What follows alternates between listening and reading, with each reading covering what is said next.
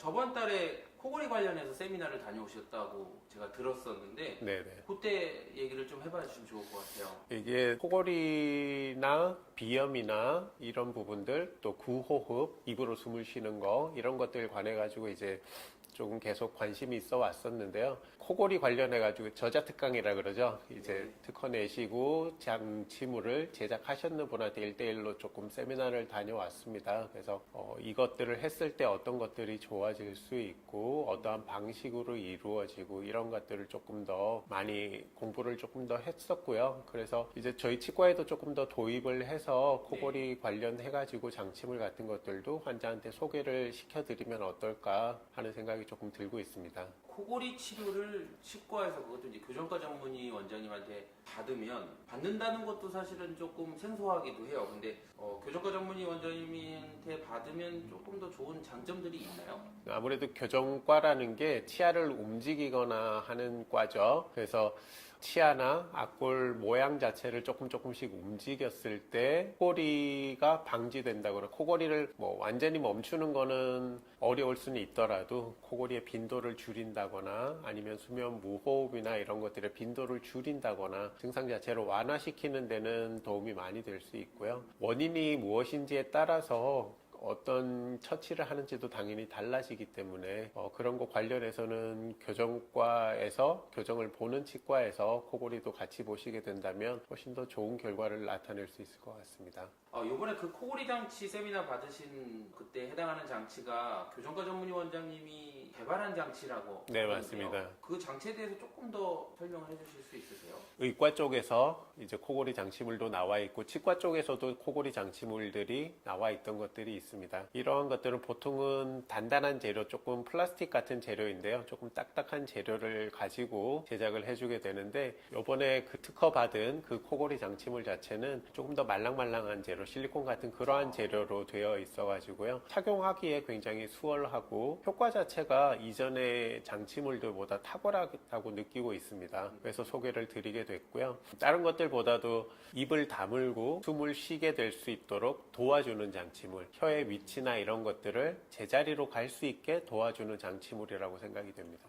그러면 장치가 이렇게 부드러워서 많이 불편하거나 착용하는데 힘들거나 그러진 않겠네요? 네, 착용하거나 이런 데 힘들지는 않지만 보통은 코골이를 하시는 분들이 입으로 숨을 쉬다가 코로 숨을 쉬다가 이런 경우에서 이제 안쪽에 영구개라는 것이 떨리면서 코골이가 생기게 되는데요. 그러한 것들이 이제 많이 줄어들게 되고요. 혀 위치도 굉장히 중요하고 입을 다무는 습관, 침을 삼키는 습관 이러한 것들이 중요하기 때문에 이러한 것들을 한 번의 습관 자체를 서서히 바꿔줄 수 있는 장치물입니다. 장치들 하나하나 꼼꼼하게 이제 선택하시고 고민해보시고 결정을 하신 것 같아요. 원장님이 보셔도 이번에 보신 이 세미나에서 소개한 이 장치가 그래도 현존하는 코골이 장치 중에서는 가장 좋다라고 생각이 되시나요? 네, 그러니까 이제 도입을 하려고 생각을 하고 있겠죠. 네. 주변에 혹시 코 많이 보시는 분 계세요? 가족분들 중에? 가족 중에서는 제가 그나마 코를 조금씩 고는 편인 것 같은데요. 네. 피곤하면 조금씩 고는 편이기는 하고요. 코골이 중에서도 문제가 되는 게 보통은 코골이 자체가 소리가 너무 커가지고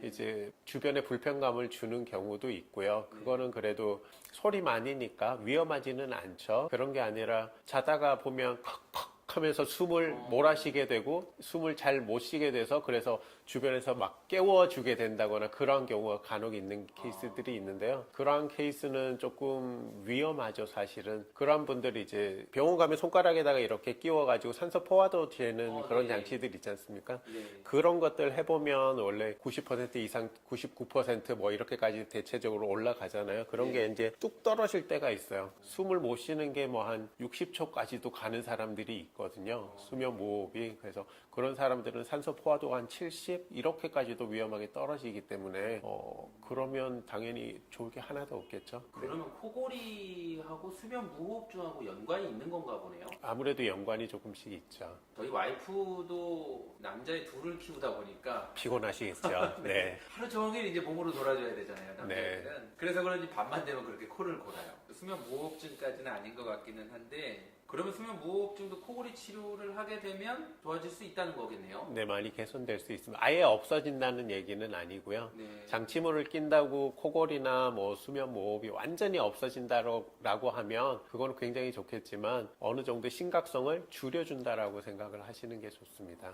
궁금해요. 이게 어떤 원리인지요. 이게 코를 고는데 무호흡증까지도 어느 정도 개선이 될 수 있다? 이 장치가 어떤 기능을 하는 거예요? 이 장치물 자체는 턱을 약간 내밀어주게 만들어주고요. 입술을 다물게 만들어주고 혀를 입천정 쪽에 붙일 수 있도록 해주게 됩니다. 입술을 다물고 침을 삼키면은 보통은 침을 삼킬 때 이제 혀가 입천정 쪽을 누르게 되죠. 네. 그러면 음압이 생기면서 입 안은 독립된 공간이 되게 되고요. 그러면 코하고 코에서부터 폐로 기도로 이렇게 들어가게 되는데 그 구멍이 하나만 생기기 때문에 그러면 보통은 코와 입 사이에 연결된 부분이 조금 연한 부분이 있어요. 네. 그래서 코골이를 하게 되면 그 부분이 떨리게 되는 거거든요. 네. 근데 입안에 음압이 생겨서 입은 독립된 공간으로 만들어지게 되면 그 부드러운 부분이 떨리지가 않아요. 그렇게 되면 코로 숨을 쉬더라도 코골이가 없이 그냥 편안하게 숨을 잘 쉴 수 있기 때문에 코골이의 빈도가 줄어들게 되는 거죠. 그래서 입을 벌린다거나 침을 삼킨다거나 하면서 다시 여기에 음압이 깨진다라고 하면 다시 코로 숨을 쉬다가 입으로 숨을 쉬다가 조금씩 할 수가 있어지기 때문에 그렇게 코골이가 생기게 됩니다. 네. 이건 뭐 개인적으로 좀 궁금한 건데요. 저는 잘 때 뭔가 압박이 있는지 자고 일어나면 혀 양옆에 네. 치아 모양이 이렇게 아픈이 생기는 거 예, 말씀하시는 거죠? 그런 게 생기거든요. 요거 혹시 이 장치로도 개선이 되나요? 그거 자체는 옆쪽으로 이제 밀어주고 있기 때문에 생기는 거거든요. 그래서 예. 치아 쪽으로 어차피 장치물을 끼면 치아랑 닿지 못하게 됩니다. 그래서 그러한 것들은 당연히 없어질 수밖에는 없기는 하고요. 예. 그거가 생기는 거가 꼭 이상한 일이라고만은 여겨지지는 않고요. 그래요? 네. 뭐 그거는 특별히 크게 문제가 될 것 같지는 큰 병은 않습니다. 아닌가 보네요. 네, 그렇습니다. 네, 다행이네요. 네, 걱정 안 하셔도 될 것 어느 같습니다. 순간 막 여기가 쭈글쭈글해지고 심하면 또 그쪽이 조금 아픈 것 같기도 하고 그러더라고요. 그래서 한번 여쭤봤습니다. 네. 그럼 돌출입은 치아의 증상이나 형태에 따라서 코골이나 수면 무호흡증 증상이 더 심한지 좀 궁금한데요. 그게 이제 뭐 대표적으로 돌출입 같은 경우에 이런 증상이 더 심하게 나타날 수 있나요? 딱 연관 지어서 생각하기는 조금 어렵기는 한데요. 네. 대체적으로 그래도 코골이 있으신 분들을 보면 부호흡, 입으로 숨을 쉰다거나 하는 경우에 조금 더 네. 생길 수가 있고요. 일단은 구호흡 하는 경우에 또 앞니 쪽이 조금 벌어져 있다거나 그러한 경우에도 입으로 자꾸 숨을 쉬다 보면 코로 숨을 쉴 수 있는데도 자꾸 입으로 숨을 쉬게 되는 사람들이 있고요. 네. 혀 위치가 좋지 않아서 그런 분들은 대체적으로 또 습관 자체가 혀의 위치 자체도 좋지가 않습니다. 그래서 정상 혀 위치가 아닌 사람들에서 특별히 더 그런 것 같고요. 그러면 치아 교정 치료랑 코골이 치료랑 같이 병행해야 되는 증상도 있나요? 일단 코골이가 있으면 당연히 코골이 장치물이든지 뭐 치료를 생각을 해봐야지 되고요. 사실 혀 위치가 가장 중요한 포인트거든요. 근데 혀를 입 천정에 늘 붙이고 정상 위치로 있을 수 있어야지만 입을 자꾸 다물 수 있는 역할도 되는데 그런 것들 골격적으로 어려운 케이스들이 간혹 있습니다. 어려서부터 혀를 자꾸 내민다거나 아니면 아래턱이 너무 원래부터 어렸을 때부터 자꾸 커져서 혀가 밑으로 깔리는 사람들이 있는데 이런 사람들은 보면 입 천정이 되게 좁고 깊어요. 네. 그러다 보니까 혀가 이렇게 그 안쪽에 들어가기도 사실은 습관 자체를 고치기도 어려울 수 있거든요. 이런 사람들 같은 경우는 뭐 상악 확장 장치 위쪽을 벌려주는 뼈대 자체를 늘려주는 그러한 치료를 같이 하기도 하고요. 치아가 너무 오밀조밀하게 배열이 돼 있어서 삐뚤삐뚤하다 보니까 혀가 있을 공간이 부족한 경우 그래서 배열을 해주고 나면 훨씬 더 나아지는 경우 이러한 경우들이 있기 때문에